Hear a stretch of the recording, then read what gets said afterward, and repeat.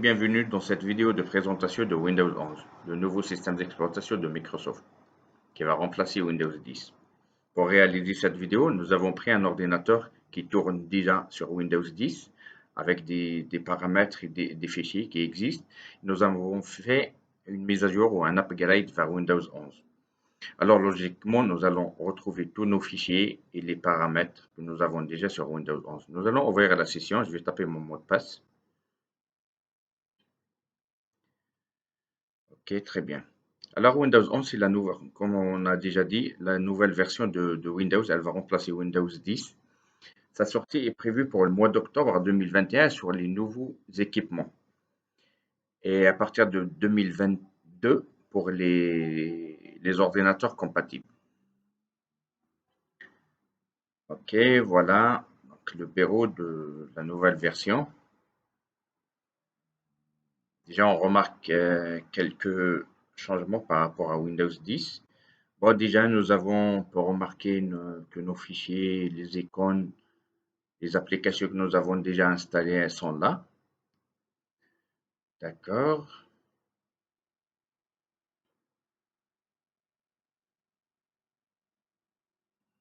Voilà, les applications. La corbeille, on peut voir les fichiers que nous avons supprimés, ils sont toujours là. Le poste de travail. On va jeter un coup d'œil sur le poste de travail. Voilà, vous remarquez les icônes, elles ont changé un peu de forme et couleur. Et c'est toujours le même principe. Nous avons le bureau, la musique, le document, téléchargement, images, vidéos. Nous avons la partition C. Celle-là, c'est une partition réseau. Très bien. Donc, il y a un peu de changement de couleur et de forme des icônes. Mais le principe, c'est le même. Si nous avons les icônes pour couper, copier, coller, insérer, trier, affichage. D'accord, on a l'habitude de voir ça. Très bien. Et on va fermer cette fenêtre. Bon, ici, on va jeter un coup d'œil sur la barre des tâches. Déjà, vous remarquez que les icônes, elles ont changé de place, elles sont centralisées. Ça, c'est le menu démarrer. Il a changé complètement de forme. Donc ici, vous avez les applications épinglées. Bon, on peut remarquer ici des nouvelles applications que je viens de remarquer comme Instagram, Photoshop Express, Netflix. Bon, ça, je ne l'avais pas déjà. Je sais pas, je pense qu'ils sont déjà installés. La nouvelle version. D'accord, donc ça a changé complètement de forme. Le menu de démarrer.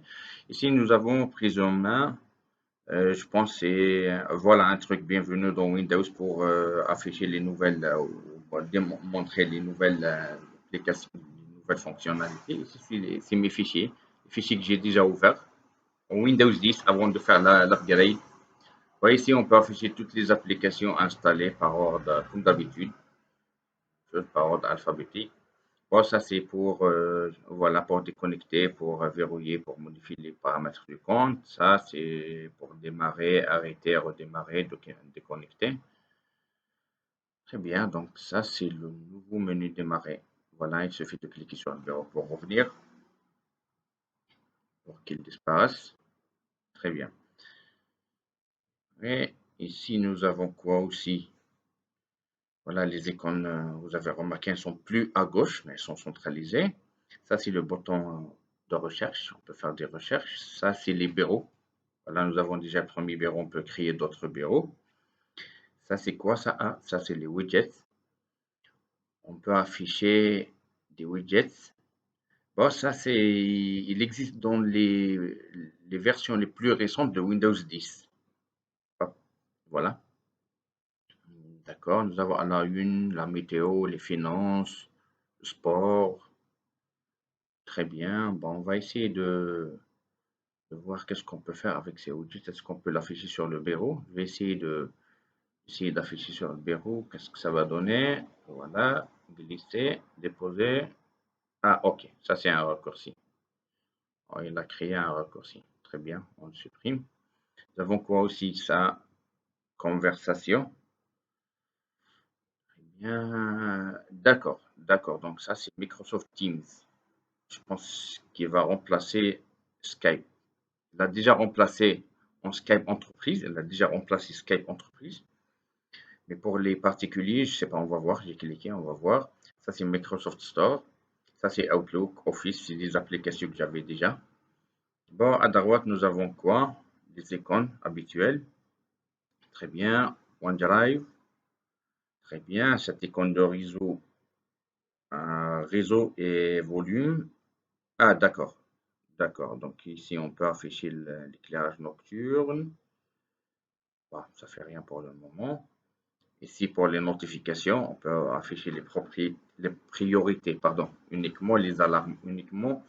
Comme ça, on a désactivé l'assistant de concentration. Bien.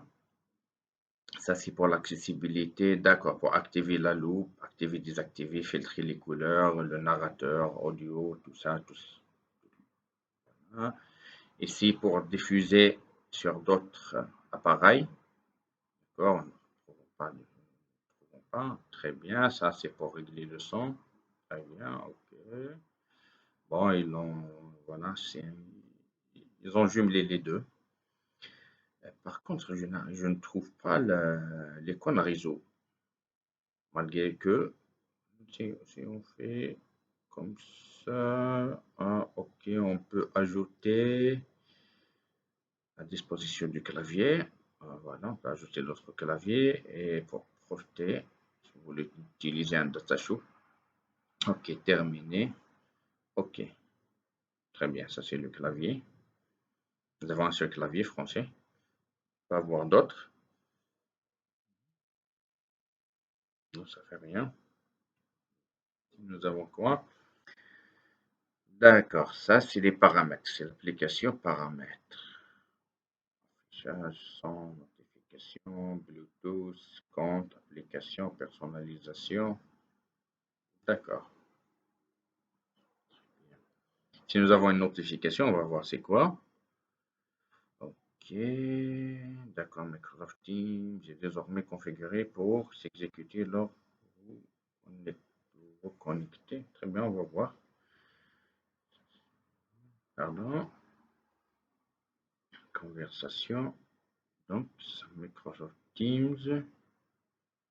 Très bien, ça c'est mon compte.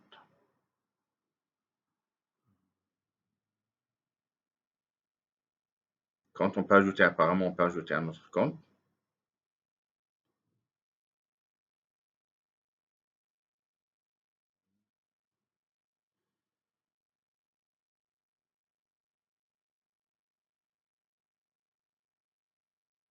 Très bien, ok. On peut synchroniser les contacts Outlook et Skype. Très bien. Let's go. On va voir qu'est-ce que ça va donner.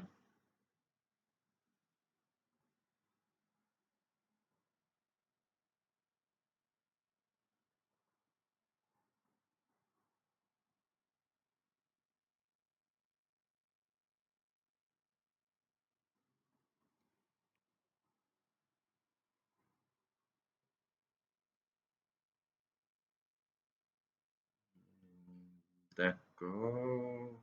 Ah, ok. Ça, c'est mes contacts, mon compte personnel Outlook au Skype. Si je vois des contacts Skype et des contacts Outlook, très bien.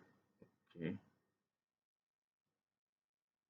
Donc, c'est presque la même chose avec Teams pour entreprise. Ça, c'est pour les particuliers. Mais c'est la même chose. J'imagine que Skype va disparaître avec la version 11. D'accord. Si on clique ici, prise en main. D'accord. J'imagine que c'est des astuces prise en main. Voilà une présentation générale de la nouvelle version. Emplacement idéal pour vos fichiers. Explorateur de fichiers. OK. Utilisez le navigateur qui vous priorise. C'est le nouveau Edge. Naviguer avec Microsoft Edge, j'imagine que c'est une toute nouvelle version. D'accord, on va laisser de côté. Temps de charger. Nous avons quoi aussi? Voilà, voilà le navigateur. C'est le nouveau navigateur Microsoft Edge. très bien. Associez votre Android. Utilisez votre téléphone Android depuis votre PC. Ah, d'accord. Et si, j'imagine, on va avoir une application Android, quelque chose comme ça, pour simuler un téléphone Android à partir de l'ordinateur, on peut utiliser le téléphone. Bon, moi, je vais pas le faire parce que j'ai pas un téléphone Android. D'accord, mais c'est sympa quand même. Bien. Nous avons quoi aussi? Vous êtes prêts? Vous avez fait nécessaire. Ouais, les astuces. Voilà. Donc ici, vous avez des astuces. Parcourir Windows, tout sur les widgets, raccourci clavier. Très bien. Donc, je vous laisse découvrir ça.